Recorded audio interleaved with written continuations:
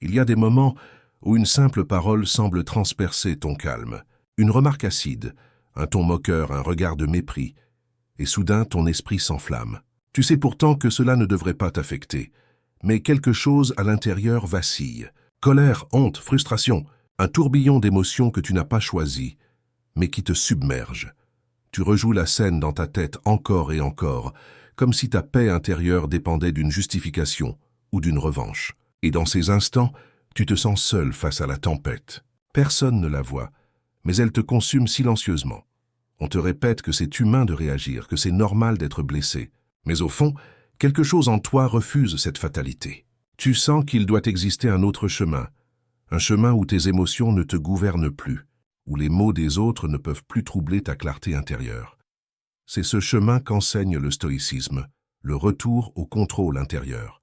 Combien de temps encore veux-tu laisser les autres décider de ton humeur, de ta paix, de ton énergie? Combien d'heures gaspillées à répondre à des provocations qui ne méritaient même pas ton attention?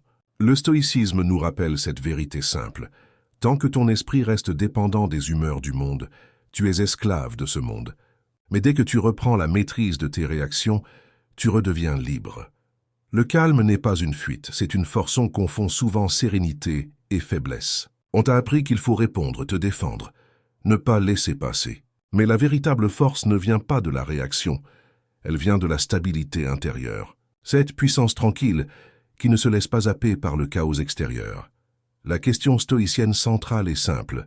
Veux-tu maîtriser tes émotions ou veux-tu qu'elles te gouvernent? Chaque provocation est un terrain d'entraînement. Au travail, par exemple, un collègue te reprend sèchement devant les autres. Tu sens ta mâchoire se contracter, ton cœur s'accélère. L'envie de répondre fuse, mais tu sais que cette réaction, si tu t'y abandonnes, ne fera qu'alimenter le jeu de l'autre. C'est précisément dans ce court instant, entre la blessure et ta réponse, que se joue ta maîtrise. Épictète disait « Ce n'est pas ce qui t'arrive qui te trouble, mais la façon dont tu choisis d'y réagir. Ce n'est jamais l'insulte qui te blesse, mais le sens que tu lui donnes. Quand tu retires à l'autre le pouvoir d'interpréter ton émotion, son attaque s'éteint d'elle-même, faute d'aliments. Reconnaître ta colère ne veut pas dire t'y soumettre. C'est simplement admettre qu'elle existe, sans lui donner le droit de diriger tes gestes. L'esprit lucide observe sans se confondre, et dans cette observation, le tumulte perd sa force. Tu n'es plus le feu, tu deviens celui qui regarde la flamme. Marc Aurèle écrivait « Celui qui garde son esprit en ordre, garde aussi sa vie en paix. » Retrouver la souveraineté intérieure, apprendre à ne plus être atteint, ce n'est pas devenir froid ou indifférent, c'est devenir lucide. C'est comprendre que chaque émotion est un messager, et non un maître. Ce que tu ressens n'est pas une faiblesse, c'est un signal, celui de ton esprit qui cherche à retrouver son équilibre naturel. La maîtrise émotionnelle n'est pas l'absence de sentiments, c'est la capacité de diriger consciemment leur énergie. Le vrai pouvoir, c'est celui qui reste centré alors que tout s'agite autour de lui. Chaque fois que tu choisis le silence au lieu de la réaction, tu récupères une part de ton énergie. Chaque fois que tu refuses de répondre à une provocation, tu rappelles à ton esprit qu'il t'appartient. C'est cela, le calme stoïcien. Non pas un retrait du monde, mais une présence plus profonde, plus consciente. Une force qui ne cherche pas à dominer, mais à demeurer libre. Ici, nous explorons cette sagesse ancienne pour t'aider à retrouver le calme au cœur du tumulte moderne. Notre mission est simple. T'apprendre à redevenir maître de toi-même face aux provocations, face à la colère, face à la peur. Si ces mots résonnent en toi, abonne-toi à la chaîne. Pas pour consommer du contenu, mais pour t'engager dans une pratique vivante. Laisse un like pour soutenir cette réflexion sur le contrôle intérieur et partage en commentaire. Quelle a été la dernière situation où tu aurais voulu garder ton calme malgré la provocation? Ensemble, cultivons ce calme invincible, celui qu'aucun mot, aucun regard, aucune critique ne peut ébranler. Parce qu'au fond, la vraie liberté ne consiste pas à tout contrôler, mais à ne plus être contrôlé par rien. Le détachement stoïque, l'art de la maîtrise intérieure. Cultiver le détachement stoïque ne signifie pas fuir les tensions, mais apprendre à choisir consciemment ta réponse intérieure. C'est un entraînement quotidien de l'esprit, une discipline silencieuse qui devient peu à peu une armure invisible contre les offenses du monde. Imagine maintenant une scène familière, un proche critique tes choix avec insistance.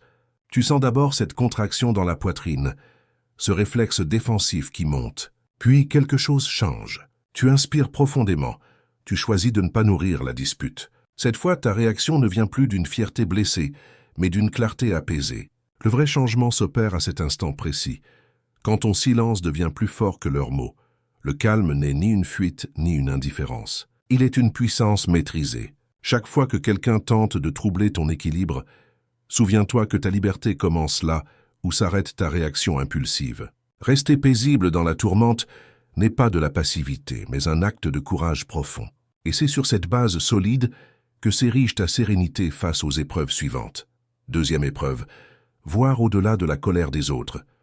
Comprendre que la colère des autres parle d'eux, jamais de toi. La plupart du temps, nous croyons que les paroles blessantes des autres nous définissent. En réalité, elles ne révèlent que leur désordre intérieur.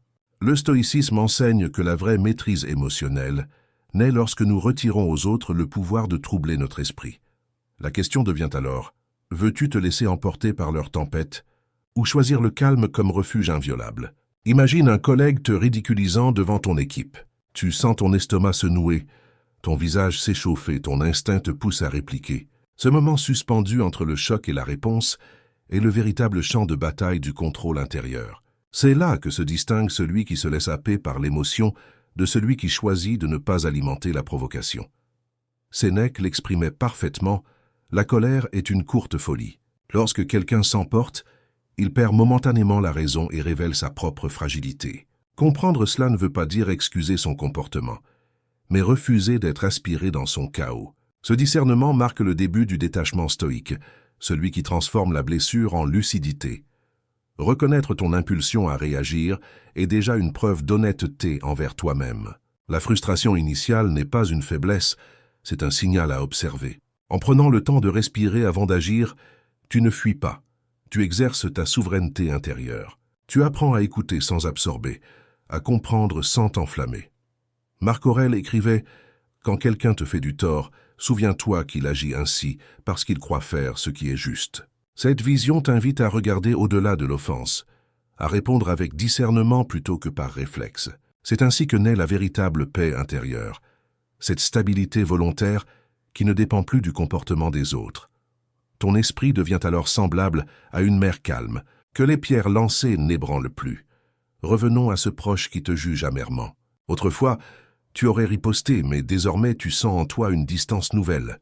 Tu comprends que ces paroles viennent de sa peur ou de sa déception, non d'une vérité sur toi. Tu écoutes sans t'effondrer, sans chercher à te justifier. Cette sérénité nouvelle étonne autant ton entourage que toi-même. Tu découvres que la liberté ne vient pas de l'absence d'émotions, mais de la capacité à les observer sans s'y perdre. Le détachement ne supprime rien. Il remet simplement chaque sentiment à sa juste place. Et chaque fois qu'une parole échoue à te blesser, ta paix intérieure se renforce, comme une lame que l'on aiguise dans le silence. C'est cette clarté qui prépare ton esprit à la prochaine épreuve, celle du silence intérieur. Troisième épreuve. Trouver le silence au milieu du bruit. Quand tout s'agite autour de toi, le tumulte du monde cherche à envahir ton esprit. C'est là que la maîtrise émotionnelle devient une véritable résistance silencieuse. Le stoïcisme te rappelle que tu ne contrôles ni les paroles ni les gestes des autres, mais uniquement ta propre réponse. La vraie question est, sauras-tu préserver ton calme quand tout semblera vouloir t'en priver? Imagine-toi dans les transports bondés. Quelqu'un te bouscule volontairement et te lance un regard provocateur. Tes muscles se tendent, ton souffle s'accélère, ton esprit réclame justice. Tout en toi veut réagir, prouver que tu ne te laisses pas faire. Pourtant, c'est précisément ici que se joue l'épreuve du contrôle intérieur. Choisis-tu d'être esclave de la tension ou maître de ton espace intérieur? Sénèque disait encore, « Celui qui se met en colère contre l'injure commet une faute plus grande que celle qu'il condamne. » Cette sagesse éclaire ta lutte invisible. Répondre à la provocation, c'est offrir à l'autre un pouvoir sur ta paix. En observant ta colère sans y céder, tu pratiques le détachement stoïque. Cette distance lucide où le bruit du monde ne pénètre plus ton centre. Tu n'as pas besoin de nier ton irritation pour être sage. Reconnaître cette montée d'énergie, c'est déjà un acte de lucidité. C'est à cet instant que tu apprends à transformer le feu en lumière, comprendre sans brûler, ressentir sans exploser. Peu à peu, Ce travail intérieur façonne une force tranquille, indépendante des circonstances. Épictète l'exprimait ainsi: « Si quelqu'un t'irrite, souviens-toi que ce n'est pas son acte mais ton jugement sur cet acte qui t'irrite. L'offense n'a donc aucun pouvoir sans ton consentement. Le calme devient ton bouclier, le silence ton allié. Et dans ce silence, tu découvres la forme la plus haute de liberté, celle de ne plus réagir selon le monde, mais selon ta paix.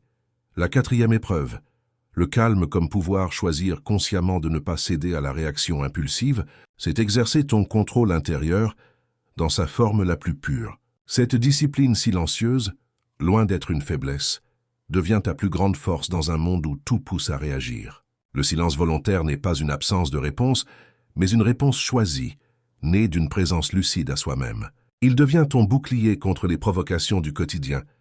Imagine, tu es en réunion exposant une idée avec conviction. Un collègue t'interrompt brusquement, minimise ton propos, tente de s'imposer. Autrefois, tu aurais répliqué sans réfléchir, piqué au vif. Aujourd'hui, tu inspires profondément, tu observes sans juger, tu laisses passer le tumulte intérieur. Puis, quand le moment se présente, tu réponds avec calme et clarté, non pour dominer, mais pour rester aligné avec toi-même. Et soudain, ta sérénité a plus d'impact que n'importe quelle riposte. Ce silence n'est pas du renoncement, c'est une victoire intérieure. Il ne nie pas la colère, il la transcende. En cultivant cette présence apaisée, tu transformes chaque attaque en opportunité de croissance. À mesure que tu avances sur ce chemin, tu comprends qu'aucun vacarme extérieur ne peut ébranler celui qui a fait la paix avec son propre esprit. C'est sur cette fondation stable que se prépare la prochaine épreuve, celle du véritable choix entre réaction et maîtrise. Choisir le contrôle intérieur face à la provocation, notre instinct naturel est de répondre, de défendre notre image ou notre fierté. Pourtant, la vraie maîtrise émotionnelle naît lorsque tu suspendes ce réflexe et que tu laisses émerger une réponse consciente. Le stoïcisme te rappelle que ta liberté commence là où cesse ton impulsion. Alors demande-toi, veux-tu être guidé par ton trouble ou incarner le détachement stoïque? Imagine encore une scène. Ton supérieur remet en question ton implication devant toute ton équipe. Ton cœur se serre, ton esprit bouillonne, 1000 arguments se pressent sur tes lèvres. Tout ton être réclame justice. Et pourtant, c'est précisément ce moment qui met à l'épreuve ton calme intérieur. Épictète disait « Nul ne peut te nuire sans ton consentement ». Cette pensée te ramène à l'essentiel. La blessure n'existe que si tu lui ouvres la porte. Le philosophe t'invite à observer ton émotion sans t'y identifier, à comprendre que c'est toi, et toi seul, qui détiens le dernier mot sur ton apaisement. Ainsi, ce qui semblait être une attaque devient un exercice de maîtrise silencieuse. Ressentir la colère n'est pas une faute. C'est simplement le signe que ton humanité s'exprime. Le piège n'est pas dans l'émotion, mais dans l'attachement à celle-ci. Si tu t'y accroches, elle t'enchaîne. Si tu l'observes, elle t'enseigne.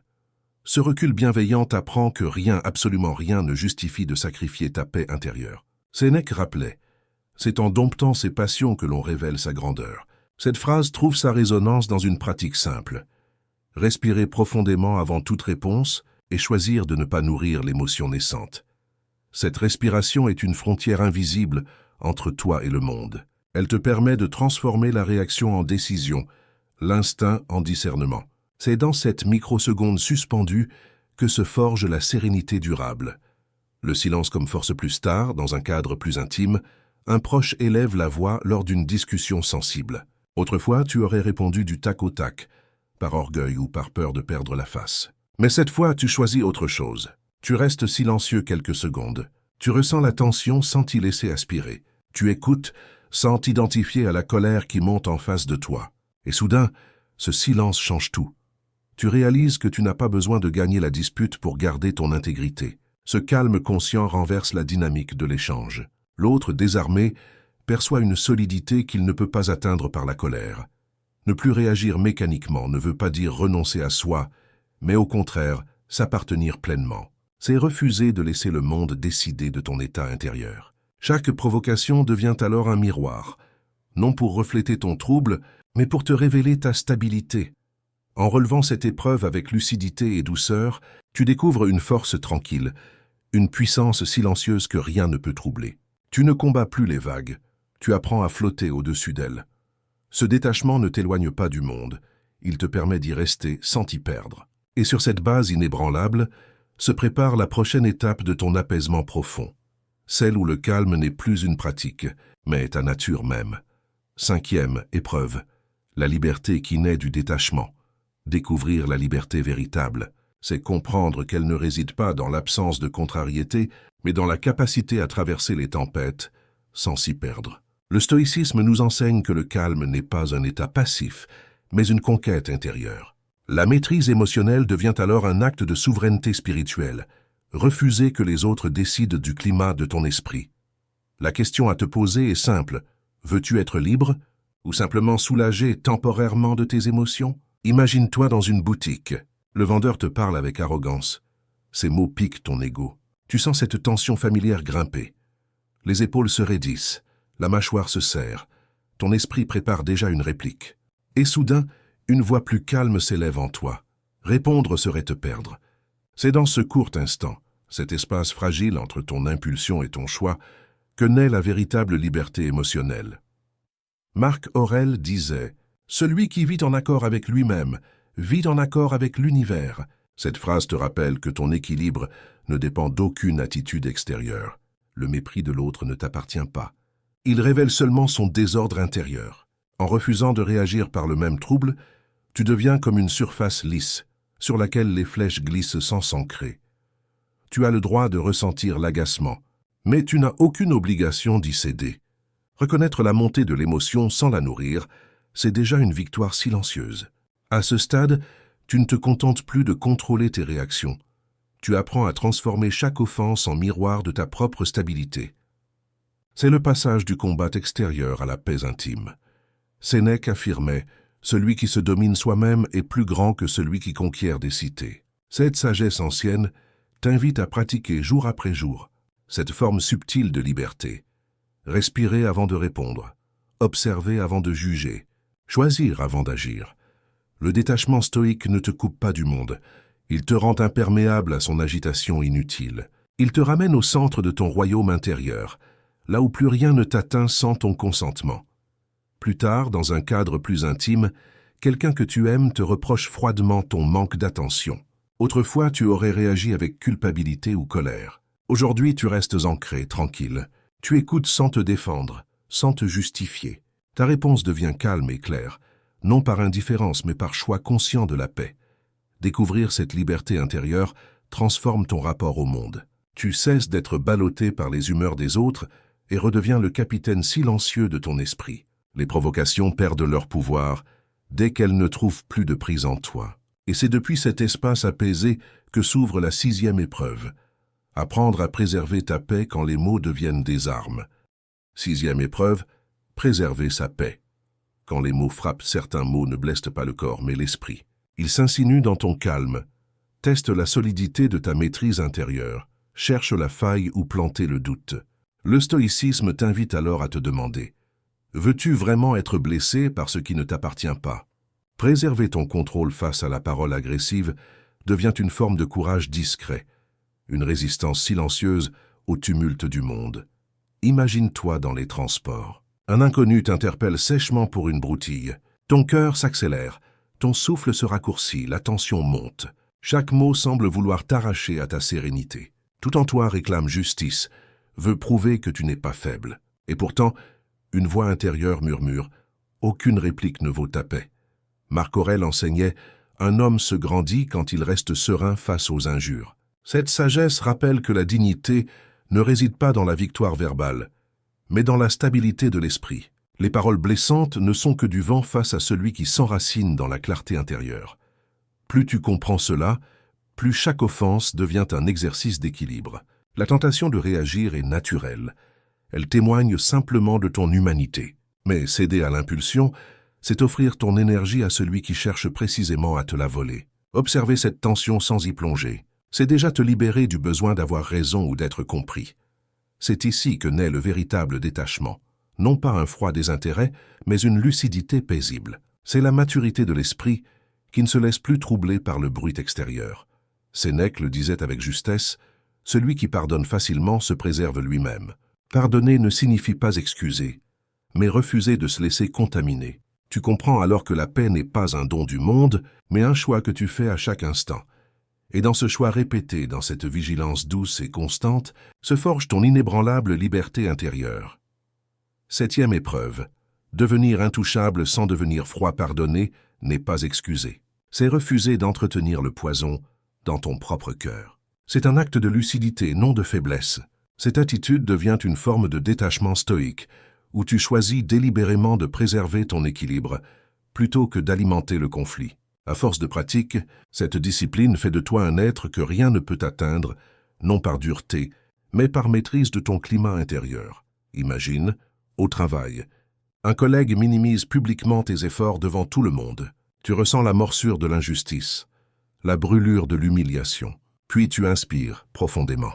Tu te rappelles que son jugement ne dit rien de toi. Tu réponds avec calme, sans ironie ni rancune. Et soudain, l'atmosphère change. Ce calme inattendu désarme plus sûrement que n'importe quelle riposte. Préserver ta paix n'est pas fuir les confrontations, c'est refuser d'y perdre ton âme. Chaque mot dirigé contre toi devient une occasion de renforcer ta liberté intérieure. C'est ainsi que se poursuit le voyage stoïque, celui où les blessures verbales glissent sur ton esprit tranquille et où tu découvres que le vrai pouvoir se trouve dans ton silence conscient. Comprendre la force du détachement, devenir intouchable ne signifie pas cesser de ressentir. C'est apprendre à ne plus être dominé par ce que tu ressens. Le stoïcisme t'enseigne que la vraie puissance ne réside pas dans le rejet des émotions, mais dans leur observation lucide. La maîtrise émotionnelle consiste à accueillir chaque trouble sans t'y accrocher, à transformer la réaction en conscience. Alors, comment rester profondément humain sans perdre ton calme? Comment demeurer sensible sans devenir vulnérable? Un collègue te critique avec ironie devant tous. Tu sens la chaleur monter, ton cœur battre plus vite, ton souffle se bloquer. L'envie de répondre fuse, presque instinctive. Mais quelque chose en toi observe cette montée intérieure. Tu la ressens, tu la reconnais, et tu décides de ne pas lui offrir ton énergie. Sénèque disait « Celui qui s'élève au-dessus de ses offenses se montre supérieur à ceux qui les causent. Ce n'est pas de l'orgueil, mais de la sagesse. » La vraie force ne consiste pas à frapper plus fort, mais à rester solide sans frémir.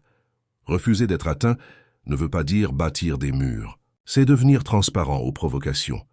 Les laisser te traverser sans t'altérer. En comprenant que les attaques verbales appartiennent à celui qui les lance, tu libères ton esprit de leur emprise. C'est là que naît le véritable détachement stoïque. Une clarté sans froideur, une paix vivante. Ressentir encore la colère, la tristesse ou la peur n'est pas un échec. C'est la preuve que tu es vivant. Ce qui change, c'est ta relation à ces émotions.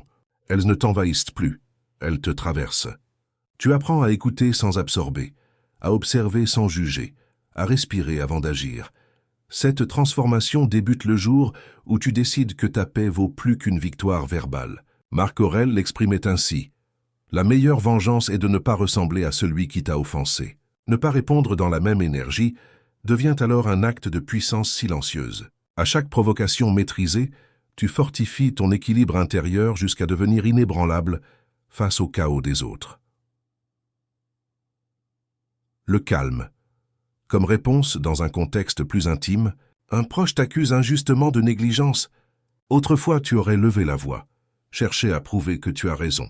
Aujourd'hui, tu restes ancré, centré. Tu écoutes sans te laisser happer. Tu réponds avec douceur plutôt qu'avec rancune. Ce calme inattendu transforme l'échange et apaise même celui qui t'accusait. Devenir intouchable, ce n'est pas fermer ton cœur, c'est l'ouvrir avec discernement. C'est refuser de confier ton équilibre aux émotions des autres. Tu redeviens maître de ton espace intérieur. Le monde peut s'agiter, les voix peuvent s'élever, mais toi, tu demeures comme une flamme stable dans le vent. Et c'est depuis cette sérénité retrouvée que s'annonce l'horizon ultime, la liberté émotionnelle totale, l'accomplissement du chemin stoïque. Te voici arrivé au terme de ton voyage intérieur. Les épreuves se sont muées en clarté. Chaque provocation t'a enseigné à distinguer ce qui dépend de toi de ce qui ne t'appartient pas. En choisissant le calme plutôt que la réaction, tu as découvert que la véritable force réside dans la maîtrise de ton propre esprit.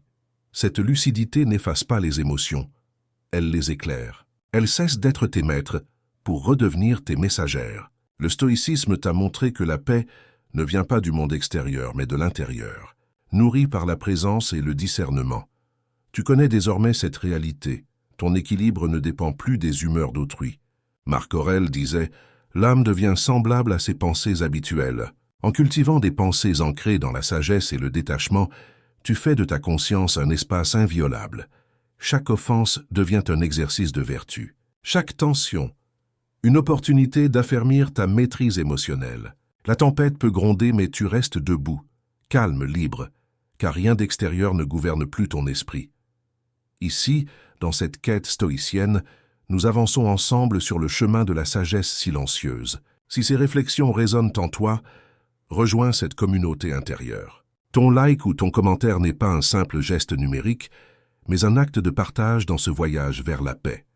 Souviens-toi, la maîtrise de soi n'est jamais acquise. Elle se pratique à chaque respiration, dans chaque instant présent. Reste fidèle à cette vigilance tranquille qui transforme les provocations en occasions de grandeur intérieure. Car l'art du contrôle intérieur n'est pas une destination, c'est un chemin. Celui où chaque souffle devient un acte de liberté.